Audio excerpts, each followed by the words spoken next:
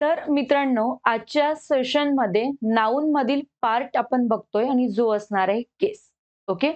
ह्या केसलाच आपण काय म्हणत असतो? ह्या केसलाच आपण विभक्ती असे म्हणत असतो. बरोबर? आता विभक्ती कशावरून ओळखायची असते? नामाची विभक्ती आपण कशावरून ओळखणार आहोत?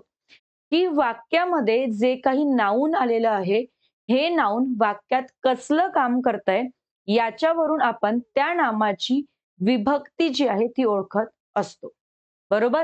आता लक्षात घ्या, जर आपण एक सिंपलचं सेंटेन्स घेतलं, जे तुम्हाला इथे देखील दिलेलं आहे, राम किल्ड रावणा दिलेलं आहे. ओके, राम किल्ड रावणा दिलेलं आहे. ओके. आता इथे किल्ड जो आलेला आहे, हा किल्ड आपला काय असणार आहे? व्हर्ब असणार आहे. व्हर्बच्या आधी जो रामा आलेला आहे, हा काय आहे? नाऊन आहे. पण हा नाऊन वाक्यामध्ये कसलं काम करतोय? तर वाक्यात आलेला नाऊन जो आहे, तो सब्जेक्टचं काम करतोय. कसलं काम करतोय? सब्जेक्टचं काम करतोय. म्हणजेच काय, की जो नाऊन वाक्यामध्ये सब्जेक्टचं काम करेल, तर त्याची विभक्ती काय असते? सब्जेक्टिव्ह केस असते.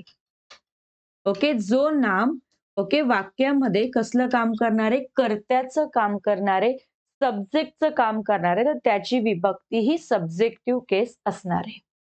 किल्ड नंतर हा रावण आलाय, तर हा सुद्धा एक नाऊन आहे. पण हा नाऊन वाक्यामध्ये कसलं काम करतोय? तर हा नाऊन वाक्यामध्ये ऑब्जेक्टचं काम करतोय. ओके. आणि जर हा ऑब्जेक्ट आहे मित्रांनो, तर याची विभक्ती काय असणार आहे? ऑब्जेक्टिव्ह केस असणार आहे. याची विभक्ती ही द्वितीय विभक्ती असणार आहे. आलं लक्षात? बघा, अनु राइट्स अ लेटर म्हटलंय. आता राइट्स जर आपण बघितले, तर एक असतो आपला WRITE राईट, एक असतो RIGHT राईट. ओके. एक असणार आहे राइट्स. तर लक्षात घ्या, या राईटचा अर्थ काय होतो? या राईटचा अर्थ होतो लिहिणे. या राईटचा अर्थ काय होतो? लिहिणे असा होतो. फिल इन द ब्लँकला बऱ्याच वेळेस याच्यावर आपल्याला प्रश्न विचारला जाऊ शकतो. राईट म्हणजे लिहिणे आहे. ओके. राईट म्हणजे काय? आपण बरोबर या अर्थाने लिहितो. ओके. राईटचा अर्थ हक्क असाही होतो. आणि अजून एक राईट येतो, ज्यामध्ये आपण लिहितो RITE राईट. ओके. ज्यामध्ये काय लिहितो आपण? RITE राईट लिहितो. तर याचा अर्थ काय होतो? परंपरा असा आपण घेतो. काय घेणार आहे त्याचा अर्थ? परंपरा असा आपण घेणार आहोत. ओके. मग इथे अनु राइट्स अ लेटर, तर हा राइट्स येणार आहे का? नाही. कुठला राइट्स येणार आहे? WRITES राइट्स येणार आहे. तर बऱ्याच वेळेस एरर्स असतील, फिल इन द ब्लँक्स असतील, याच्यावर असे क्वेश्चन्स विचारले जातात. बरं, असू देत. आता हा राइट्स इथे काय काम करतोय? वर्बचं. मग याच्या आधी आलेला अनु, ओके, आणि अ लेटर दोघंही काय? तर वाक्यामध्ये नाउनचं काम करताय. बरोबर? बघा, नॉमिनेटिव्ह केस आणि सब्जंक्टिव्ह केस ही नाउनची पहिली केस असणार आहे. बरोबर? आणि याला काय म्हणतो आपण? तर याला म्हणतो आपण प्रथमा विभक्ती.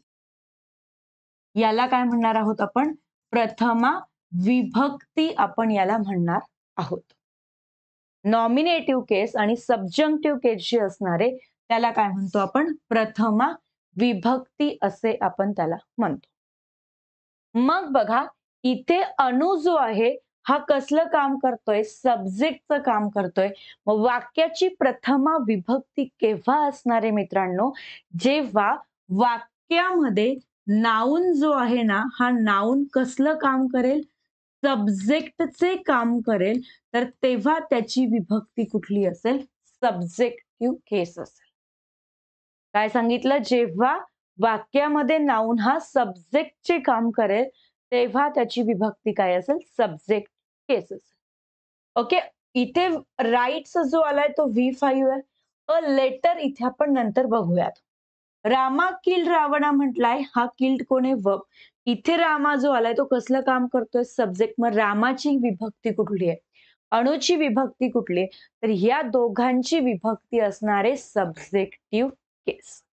Rohit is playing cricket. Rohit खेळण्याचं काम करतोय. वाक्यामध्ये ऍक्शनचं काम कोण करतोय? रोहित करतोय. म्हणजे रोहितची विभक्ती, रोहित इथे काय आहे, सब्जेक्ट आहे. रोहितची विभक्ती काय असणार आहे, सब्जेक्टिव्ह केस असणार आहे. ठीक आहे. तर अगदी सोपं मी तुम्हाला सांगितलंय, जेव्हा कुठलंही नाउन वाक्यामध्ये सब्जेक्टचं काम करत असेल तर त्याची विभक्ती काय असते, सब्जेक्टिव्ह केस असते. बरं, ऑब्जेक्टिव्ह केस किंवा अक्युजेटिव्ह केस म्हणजे काय, तर याला म्हणतो आपण द्वितीया विभक्ती.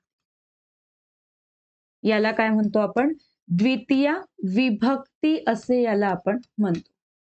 मग द्वितीय विभक्ती म्हणजे काय, की ज्या वेळेला कुठलेही नाउन वाक्यामध्ये जर ऑब्जेक्टचे काम करत असेल, जर वाक्यामध्ये नाउन ऑब्जेक्टचे काम करत असेल तर त्याची विभक्ती काय असते, ऑब्जेक्टिव्ह केस असणार आहे. बघा, अनु इथे पण काय लिहिणार आपण, राइट्स अ लेटर लिहिणार. अणूची विभक्ती ही सब्जेक्टिव्ह केस होती, पण अ लेटरची विभक्ती काय असेल, ऑब्जेक्टिव्ह केस असणारे द्वितीय विभक्ती असणारे. रोहितची विभक्ती ही सब्जेक्टिव्ह केस प्रथमा होती, पण प्लेइंग आपला काय आहे, वर्ब आहे. क्रिकेटची विभक्ती काय असेल, ऑब्जेक्टिव्ह केस असेल. रावण आलाय बघा, रामची विभक्ती सब्जेक्टिव्ह केस आहे. किल्ड वर्ब आहे. रावणाची विभक्ती काय, तर ऑब्जेक्टिव्ह केस आहे. तो ज्या वेळेला कुठलाही नाउन जर वाक्यामध्ये सब्जेक्टचं काम करत असेल तर त्याची विभक्ती ही सब्जेक्टिव्ह केस असते, आणि जर कुठलाही नाउन वाक्यामध्ये ऑब्जेक्टचे काम करत असेल तर त्याची विभक्ती ही ऑब्जेक्टिव्ह केस असते. हे आपल्याला इथे लक्षात ठेवायचं आहे. Okay, yes. तर हा मुद्दा तुम्हाला इथे लक्षात आला असेल. पुढे जर आपण बघितलं तर पुढचं आहे आपला डेटिव्ह केस. ओके, डेटिव्ह केस. आता ही डेटिव्ह केस कशी ओळखावी ते आपण आता समजून घेऊयात. बघा, ऑब्जेक्ट आपण बेसिक ऑफ इंग्लिश ग्रामर मध्ये बघितलेला आहे. Okay, so there are two types of the object. किती प्रकार ऑब्जेक्टचे असतात, दोन प्रकार असतात. त्याच्यामधला एक असतो बघा मित्रांनो, डायरेक्ट ऑब्जेक्ट. त्याच्यातला काय असतो, एक डायरेक्ट ऑब्जेक्ट असतो, आणि दुसरा कुठला असतो, दुसरा असतो गाईज आपला इनडायरेक्ट ऑब्जेक्ट. एक असणार आहे आपला डायरेक्ट ऑब्जेक्ट आणि दुसरा असणार आहे इनडायरेक्ट ऑब्जेक्ट. आता डायरेक्ट ऑब्जेक्ट म्हणजे काय, तर याला आपण वस्तुवाचक कर्म असे म्हणतो. काय म्हणतो याला आपण, वस्तुवाचक कर्म असे म्हणतो. आणि जो इनडायरेक्ट ऑब्जेक्ट आहे त्याला आपण व्यक्तिवाचक कर्म असे म्हणतो. याला काय म्हणतो, व्यक्तिवाचक कर्म असे आपण त्याला म्हणतो. बरोबर.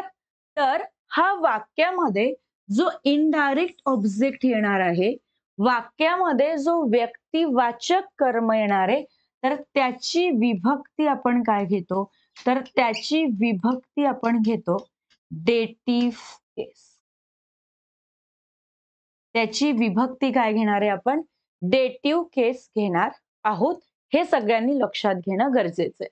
बघा, आता सेंटेन्सचं पोस्टमॉर्टम करूया. रुचिता इथे काय म्हणून आलाय, सब्जेक्ट म्हणून आलाय.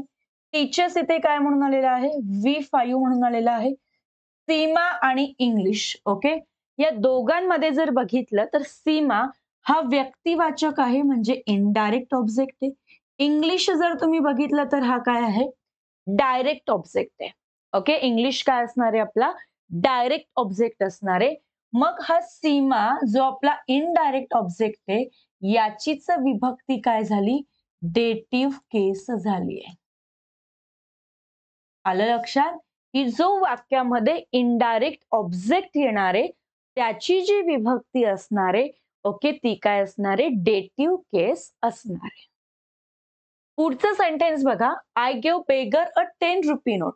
आय कोण आहे, सब्जेक्ट आहे. गिव्ह कोण आहे, V2 आहे. कोणाला दिली 10 रुपयाची नोट, बेगरला दिली आहे. काय दिली आहे, 10 रुपयाची नोट दिली आहे. तो हे दोन ऑब्जेक्ट आहे. पहिला ऑब्जेक्ट आहे बेगर, दुसरा ऑब्जेक्ट आहे अ 10 रुपी नोट. मग लक्षात घ्या, हा 10 रुपी नोट कुठला ऑब्जेक्ट आहे, डायरेक्ट ऑब्जेक्ट आहे मित्रांनो, कारण तो काय आहे, वस्तुवाचक आहे. ओके. आणि जर बेगर घेतला तर हा इनडायरेक्ट ऑब्जेक्ट आहे. मग इनडायरेक्ट ऑब्जेक्टचीच विभक्ती काय असते? डेटिव्ह केस असते. मग या दिलेल्या सेंटेन्समध्ये जर तुम्हाला डेटिव्ह केस विचारलं तर काय असणार आहे? बेगर असणार. ओके. काय असणार आहे डेटिव्ह केस? बेगर असणार आहे.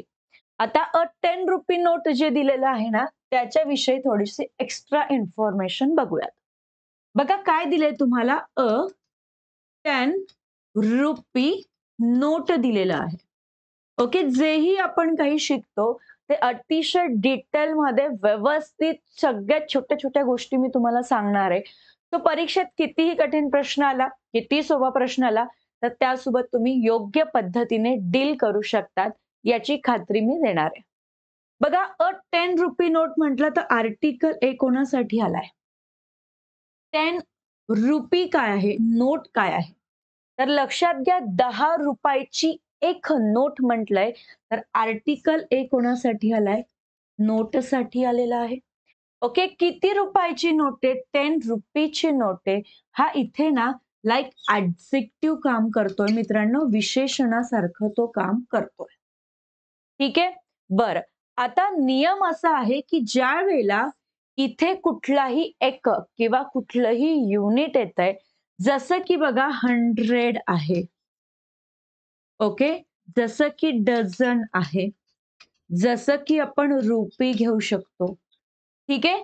तर या एककांच्या आधी जर कुठलंही युनिट इथे येत असेल, ओके, की सॉरी, या युनिटच्या आधी ओके कुठलाही नंबर इथे येत असेल, हे युनिट्स आहेत. ओके. याच्या आधी जर कुठलाही नंबर येत असेल, तर याला मात्र आपल्याला नेहमी कसं लिहावं लागतं? एकवचनातच लिहावं लागत असतं. म्हणून 10 रुपीज नाही म्हटलंय आपण, 10 रुपी आपण तिथे म्हटलेलं आहे. ओके. जर तुम्ही तिथे 10 रुपीज लिहिला, तर मात्र तुमचं जे सेंटेन्स आहे त्याच्यामध्ये काय तयार होतो? एरर क्रिएट होतो. जर तुम्ही 2 डझन्स लिहिलं, लक्षात घ्या 2 डझन्स मँगोज जर तुम्ही लिहिलं, तर तिथे काय तयार होतो? एरर तयार होतो. लिहावं काय लागणार आहे? 2 डझन मँगो लिहावं लागेल. काय लिहावं लागेल? 2 डझन मँगो आपलं करेक्ट असणार आहे. तर जेव्हाही यांच्या आधी ओके कुठलाही नंबर येतो ना गाईज, तिथे आपण त्या याचं प्लुरल करू शकत नाही. ओके. चलो. पुढे बघा, तर ही आपली काय झालेली आहे? डेटिव्ह केस झालेली आहे. डेटिव्ह केस परत रिपीट करते. 2 प्रकारचे ऑब्जेक्ट असतात. बरोबर. या ऑब्जेक्टमध्ये जो व्यक्तिवाचक कर्म असणारे, तर त्याची विभक्ती काय असते? डेटिव्ह केस असते. ज्यांना शॉर्ट नोट्स काढायच्या असतील, विदिन सेकंदात पटकन शॉर्ट नोट काढा. Yes, fast.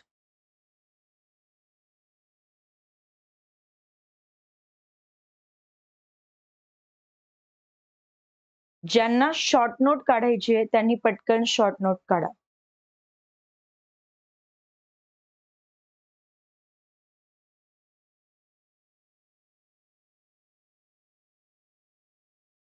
Okay? Yes.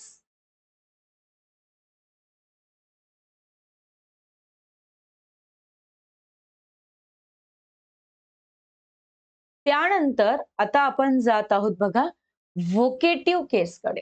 Okay. डेटिव्ह Kesla मराठीमध्ये चतुर्थी विभक्ती असे म्हणतो.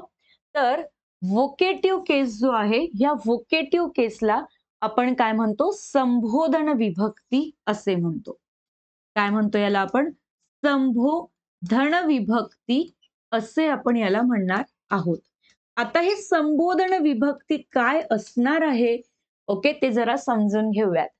बघा मित्रांनो किंवा मैत्रिणींनो, कुठलंही नाऊन जे वाक्यामध्ये येणारे, हे नाऊन जर आवाज देणे, ओके, किंवा आरोळी देणे यासाठी वापरलं जात असेल, तर त्याची विभक्ती काय असते?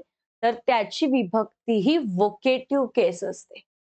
डेटिव्ह केस बद्दल मी काय सांगितलं होतं? की इनडायरेक्ट ऑब्जेक्टची विभक्ती डेटिव्ह केस असते. व्होकेटिव्ह केस संबोधन विभक्तीबद्दल मी काय म्हणते, की जेव्हा एखादं नाउन हे आवाज किंवा आरोळी यासाठी वापरलं जात असेल, तर त्याची विभक्ती ही व्होकेटिव्ह केस असणार आहे. बघा काय म्हटलंय, गर्ल्स कम हिअर. गर्ल्स नंतर बघा काय दिलाय, कॉमा दिलाय.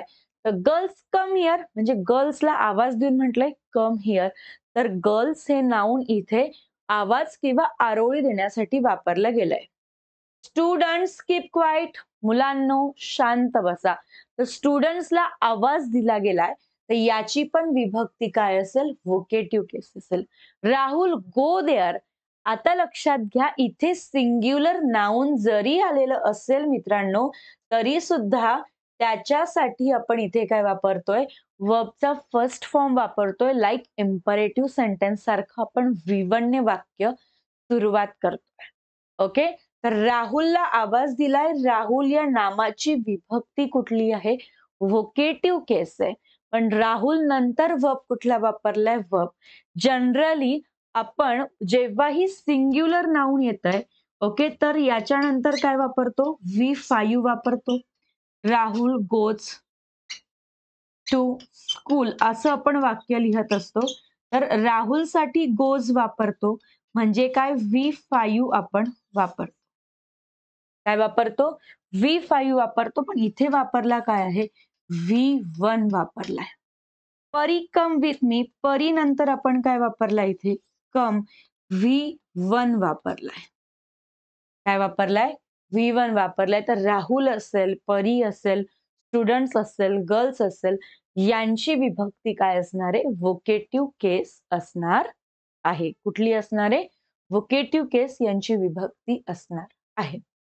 ओके. तर नामाच्या 4 विभक्ती बघितल्या, सब्जेक्टिव्ह केस, ऑब्जेक्टिव्ह केस, डेटिव्ह केस आणि व्होकेटिव्ह केस. ठीक आहे. चलो. हा लक्षात घ्या, जर आपण बघितलं गोचा फॉर्म, तर गो हा आपला फर्स्ट फॉर्म आहे. ओके. वेंट हा आपला सेकंड फॉर्म असतो. ओके. त्यानंतर गॉन हा आपला थर्ड फॉर्म असतो. V3 असणार आहे.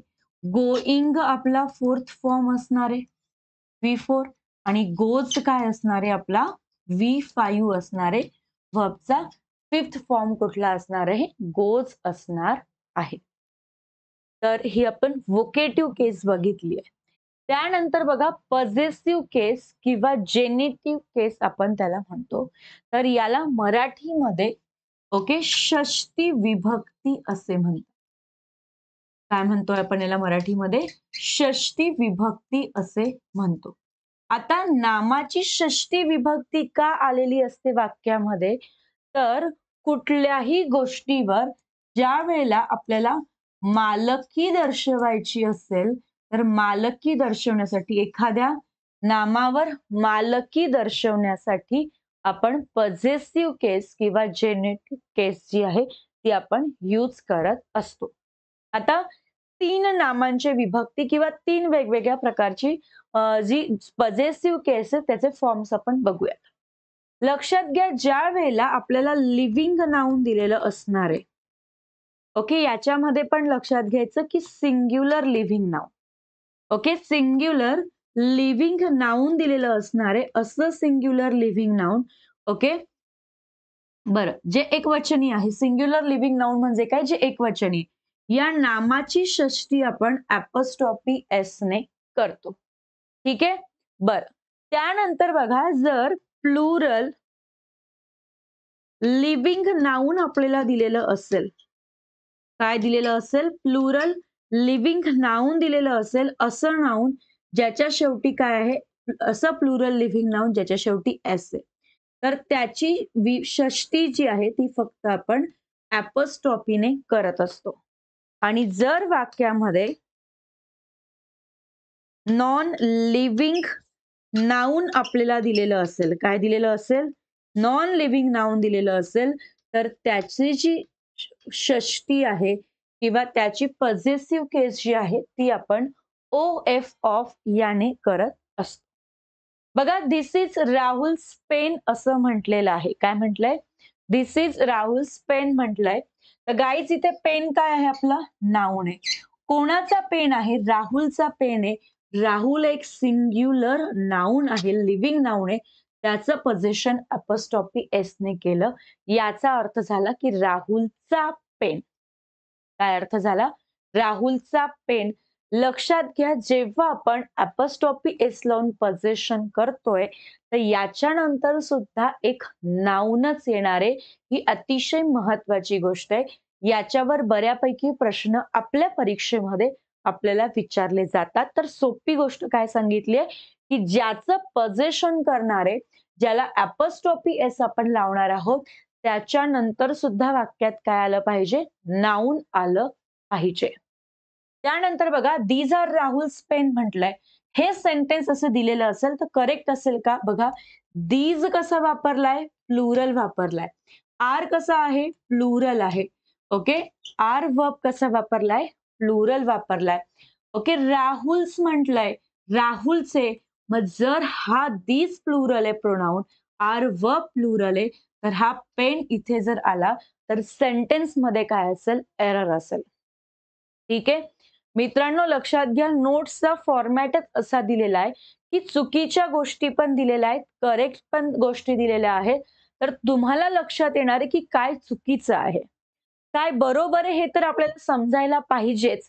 पण काय चुकीचं आहे हे देखील आपल्याला माहिती असणं गरजेचं आहे. कारण परीक्षेमध्ये इनकरेक्ट सेंटेन्स दिलेलं असेल किंवा एरर दिलेला असेल तर तो आपल्याला फाइंड करता येणं गरजेचं आहे.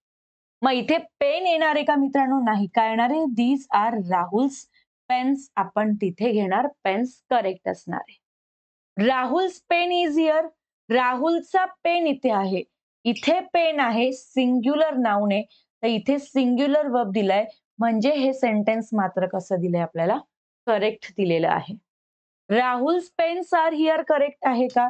तर इथे राहुलचे पेन अनेक म्हटलेलं आहे. पेन्स इथे दिलंय तर आर सुद्धा प्लुरल वर्ब दिलाय, म्हणजे हे सुद्धा वाक्य करेक्ट आहे.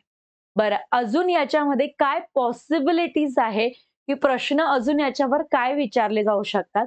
तर या सगळ्या पॉसिबिलिटी आपण इथे समजून घेऊया.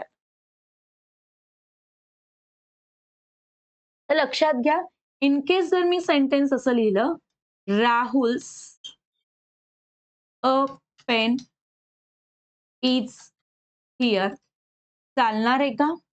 किंवा इन केस जर मी असं लिहिलं, Rahul's one pen is here, चालणार आहे का?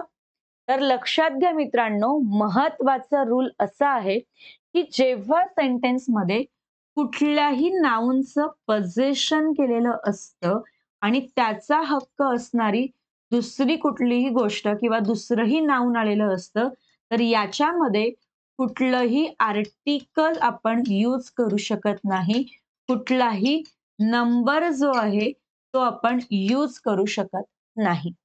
ठीक आहे. आता आर्टिकलचा जर एक रूल तुम्ही बघितला तर आर्टिकलचा एक रूल असा आहे की कुठलाही धर्म असेल किंवा कुठलाही धर्मग्रंथ असेल तर त्याच्या आधी आपण काय वापरत असतो?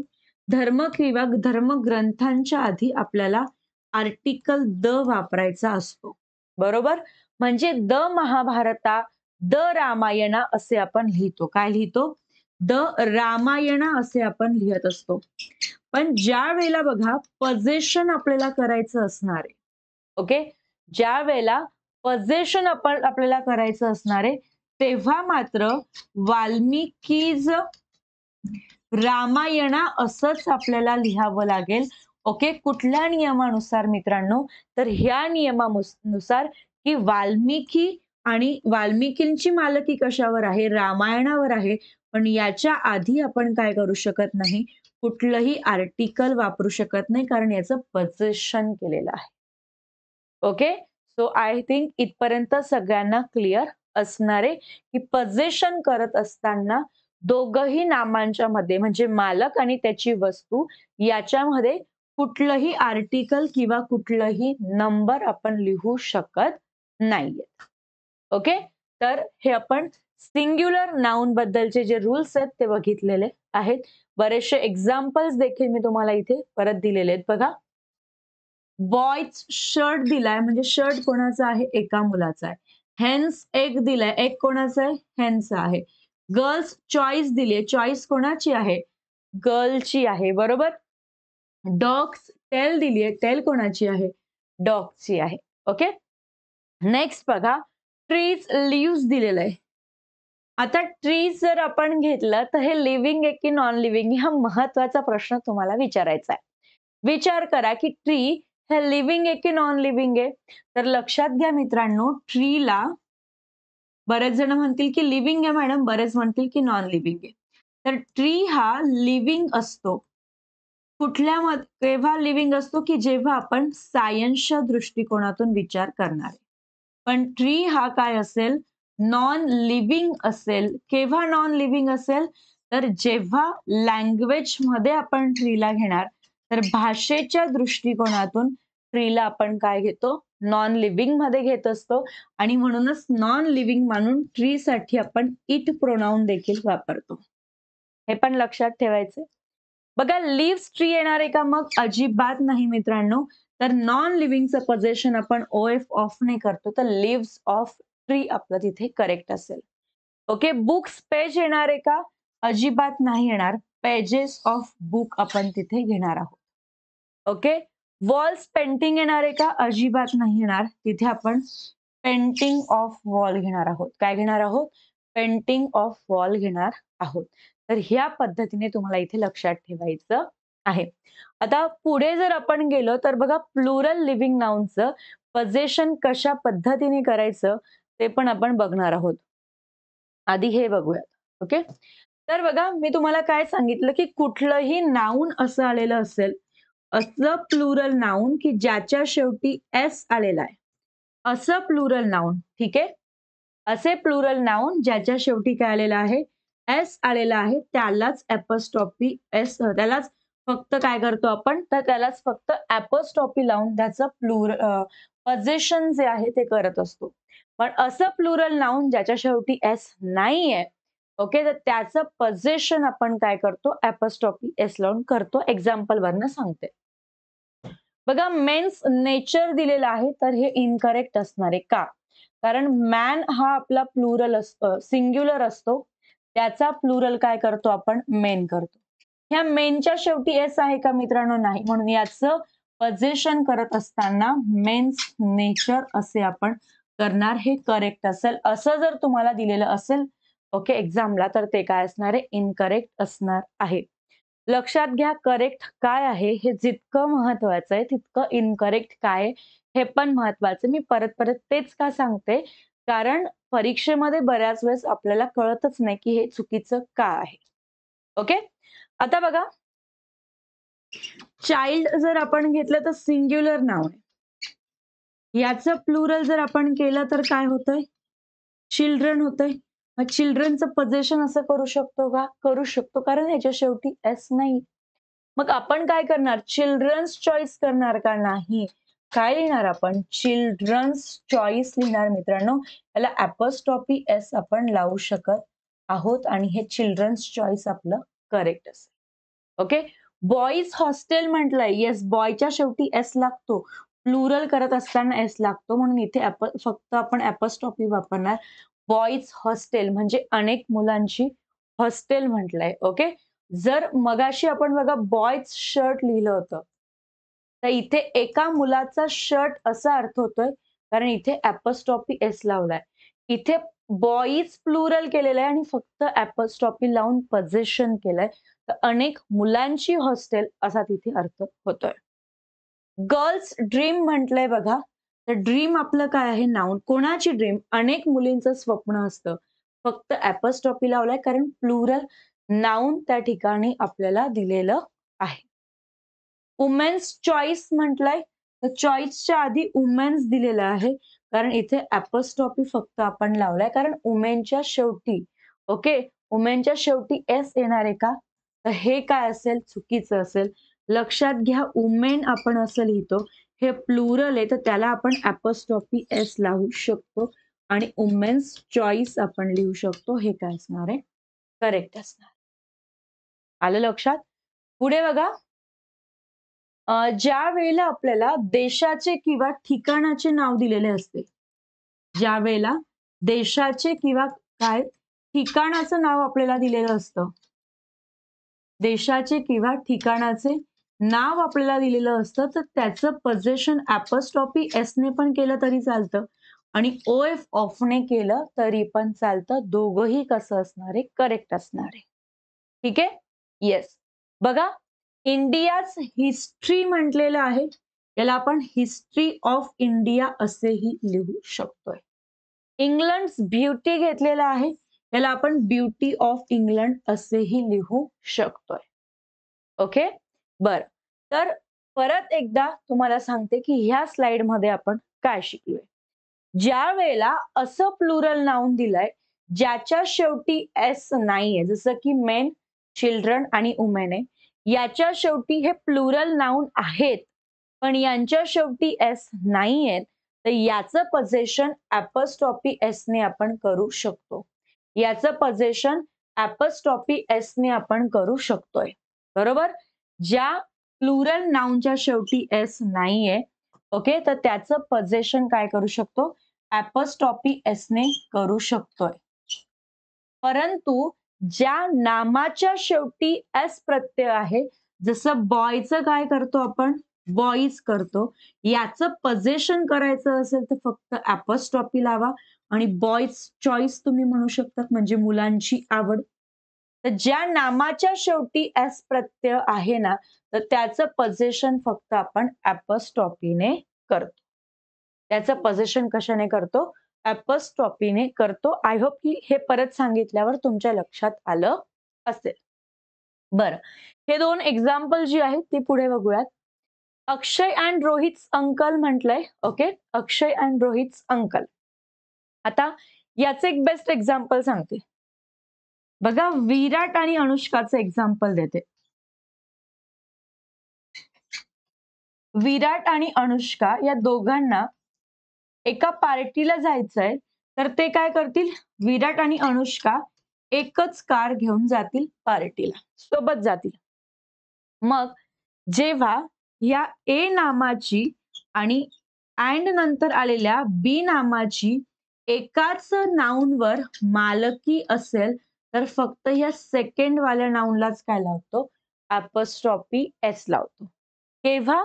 जेव्हा दोघही नामांची, जेव्हा दोघही नामांची काय असणार आहे?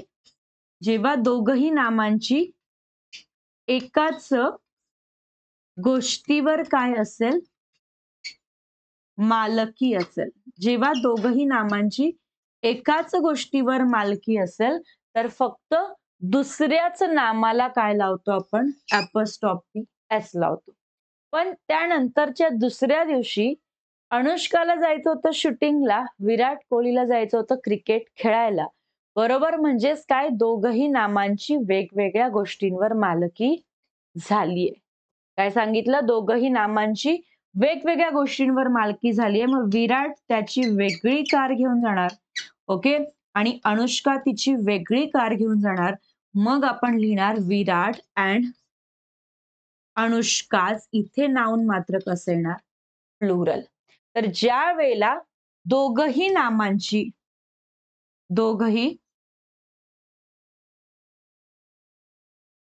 ज्या वेळेला दोघही नामांची वेगवेगळ्या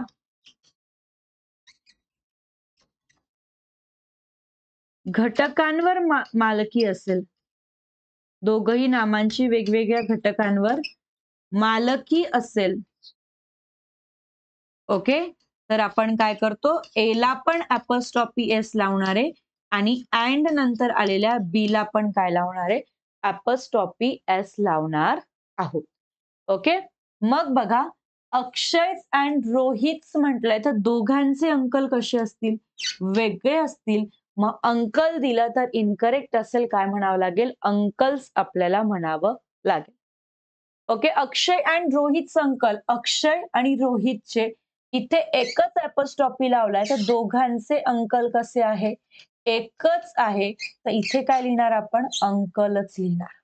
जर दोघांचे वेगवेगळे अंकल राहिले असते तर काय लिहावं लागलं असतं आपल्याला? रोहित अँड ओके काय म्हटलंय? अक्षयच अंकल्स. दोघांचे काय आहे? वेगवेगळे अंकल आहेत. म्हणून आपण दोघांनाही काय लावलाय? अपॉस्ट्रॉफी एस लावलाय. पुढे माय फादर्स फ्रेंड सन. एका बाजूला दोघही अपॉस्ट्रॉफी एस लावू शकत नाही आपण नामांना. तर हे वाक्य लिहिण्यासाठी कसं लिहू शकताय? The son of my father's friend म्हणजे एकाचं पोझिशन हे ऑफने केलं, एकाचं पोझिशन हे अपॉस्ट्रॉफी एस ने केलेलं आहे. आणि ही झाली आपली पॉझेसिव्ह केस मित्रांनो. तर आजच्या सेशनमध्ये नाउनची विभक्ती आपण बघितलेली आहे, ज्याच्यामध्ये आपण सब्जेक्टिव्ह केस बघितली आहे. जेव्हा नाउन हा वाक्यामध्ये सब्जेक्टचं काम करेल तर त्याची विभक्ती सब्जेक्टिव्ह केस असेल. जेव्हा नाउन हा वाक्यामध्ये ऑब्जेक्टचं काम करेल त्याची विभक्ती ही ऑब्जेक्टिव्ह केस असेल. जेव्हा नाउन हा वाक्यामध्ये इनडायरेक्ट ऑब्जेक्टचं काम करेल त्याची विभक्ती ही डेटिव्ह केस असेल. जेव्हा एखादं नाउन हे आवाज देणे किंवा आरोळी मारणे यासाठी यूज होणारे तर त्याची विभक्ती ही व्होकेटिव्ह केस असणारे. जेव्हा आपल्याला एका नामाची मालकी दुसऱ्या नामावर दर्शवायची असेल तर त्याची विभक्ती ही पॉझेसिव्ह केस असणार आहे. आणि अशा प्रकारे नाउनच्या केस आपण इथे बघितलेल्या आहेत.